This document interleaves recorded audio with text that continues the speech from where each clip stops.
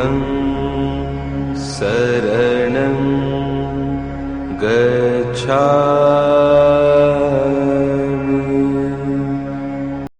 वैशाख पूर्णिमा को बुद्ध पूर्णिमा भी कहा जाता है। वैशाख पूर्णिमा के दिन गौतम बुद्ध का जन्म हुआ था और इसी दिन उन्हें ज्ञान की प्राप्ति भी हुई थी और 80 वर्ष की उम्र में इसी दिन कुशीनगर में उनकी मृत्यु भी हुई थी। बौद्ध धर्म विश्व के प्राचीन धर्मों में से एक है। बुद्ध पूर्णिमा का महत्व हिंदू और बौद्ध धर्म दोनों के लिए खास है।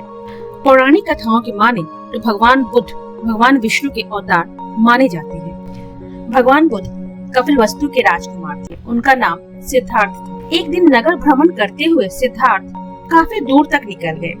रास्ते में उन्होंने एक बीमार व्यक्ति को देखा। कुछ और दूर चलने के बाद एक बूढ़े व्यक्ति को देखा। अंत में एक मृत व्यक्ति को देखा। इन सब को देखकर उनके मन में सवाल आया कि क्या मैं भी बीमार पड़ूंगा? क्या मैं भी बूढ़ा हो जाऊंगा? क्या मैं भी मर जाऊंगा?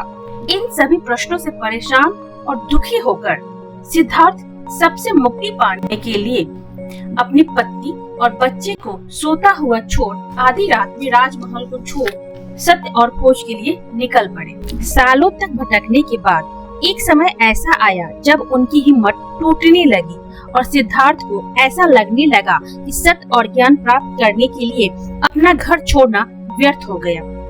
ऐसा माना जाता है कि जब वो सत्य और ज्ञान प्राप्त करने में असफल हो गए तो उनके मन में यह विचार आया राजमहल वापस लौट जाएं। जब वो राजमहल लौट रहे थे तब रास्ते में उन्हें बहुत प्यास लगी।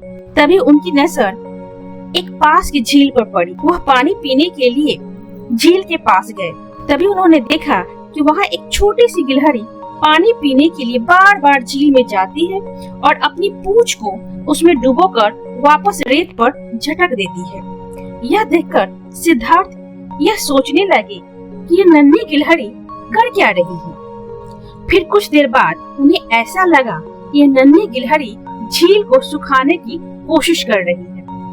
तभी उन्हें महसूस हुआ कि गिलहरी उनसे कुछ कहने की कोशिश कर रही है। सिद्धार्थ को ऐसा लगा कि मानो गिलहरी उनसे कह रही है कि यदि कोई व्यक्ति किसी काम को करने की अपने मन में ठान ले और उस पर अटल रहकर लगातार प्रयास करता रहे तो उसे सफलता जरूर मिलती है। तभी सिद्धार्थ को अपनी कमजोरी का एहसास हुआ। वहीं से वापस लौट गए और तपस्या में लीन हो गए। 6 साल तक कठोर तपस्या करने के बाद वैशाख पूर्णिमा के दिन ही सिद्धार्थ को ज्ञान की प्राप्ति हुई। ज्ञान प्राप्ति के बाद सिद्धार्थ भगवान बुद्ध के नाम से जाने जाने लगे।